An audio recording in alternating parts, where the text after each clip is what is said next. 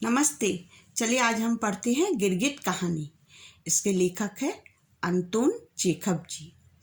Chekhov जी एक रूसी कथाकार और नाटककार थे। उस समय आज़ाद ख्याल के होने से ही लोग शासन के दमन का शिकार हो जाया करते थे। उस समय चेखव ने मौका परस्त लोगों को बेनकाब करती कहानियाँ लिखी, जो लोग पैसा और पद को ही सिर्फ जीवन का अंग मानते थे। इन्होंने अपनी कहानियों में इसी सत्य को उजागर किया है।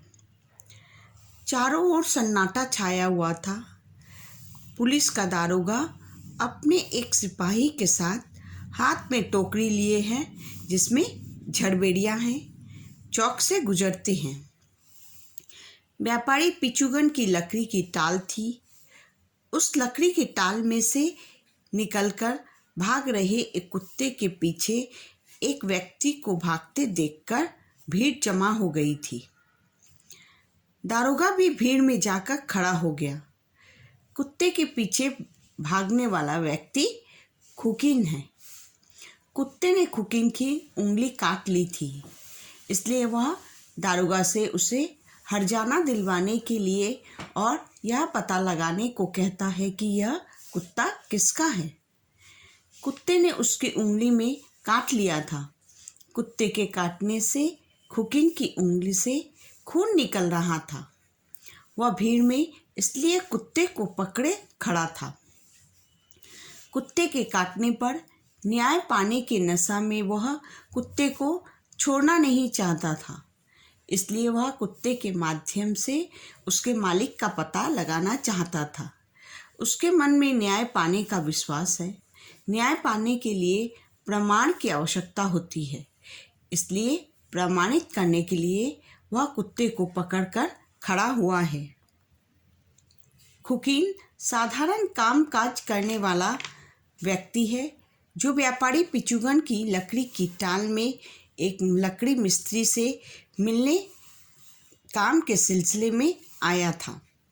इसलिए दारोगा अपने सिपाही एल्देरिन से कहता है कि यदि कुत्ता पागल है तो उसे मार देना चाहिए, और पता लगाने के लिए कहता है कि यह कुत्ता किसका है। तभी किसी ने भीड़ में से चिल्लाकर कहा कि यह कुत्ता जनरल झिंगालोव का है। दारोगा कानून के मुताबिक ना चलने वालों के साथ सख्ती से पेश आने की बात करता है, पर जैसे ही उसे पता चलता है कि कुत्ता जनरल साहब का है तो उसे गर्मी लगने लगती है। वह अपने सिपाही से कोट उतारने को कहता है। कानून का रक्षक पद और पदवी के सामने घुटने टेक देता है। अब वह उल्टा खुकिन को ही दोषी ठहराता है। वह कहता है कि खुकिन इतना लंबा चौड़ा, स्वस्थ और शक्तिशाली है, उसकी उंगली तक कुत्ते का पहुंच पाना असंभव है, इसलिए कुत्ता ऐसा कैसे कर सकता है। वह पद और पदवी के दबाव में आकर खुकिन को ही दोषी ठहराता है और कुत्ते को कीमती बताता है। जब दारोगा खुकिन को दोषी सिद्ध करने की कोशिश करता है तो उसका सिपाही अपने अधिकारी दारोगा को खुश करने के लिए उसकी हाँ में हाँ मिलाने लगता है और कहता है कि इसने कुत्ते के मुंह पर जलती हुई सिगरेट लगा दी थी, इसलिए कुत्ते ने काट लिया। जी हजूरी करने वाला दारोगा की हाँ में हाँ मिलाता दिखाई देता है। भीड़ की बात सुनकर दारोगा भी खुकिन को बुरा भला कहता है। उन्हें खुश कर रखने के लिए सिपाही भला झूठ बोलने का प्रयास क्यों नहीं करेगा। कुत्ते के काटने पर न्याय पाने के नशा में खुकिन कुत्ते को छोड़ना नहीं चाहता था। वह सोच रहा था कि उसे न्याय अवश्य ही मिलेगा, इसलिए वह कुत्ते को पकड़े हुए खड़ा था। उसके मन में न्याय पाने का विश्वास है। उसके लिए जिस प्रमाण की आवश्यकता है वह भी उसके पास था, काटने वाला कुत्ता और उसकी खून से सनी हुई उंगली।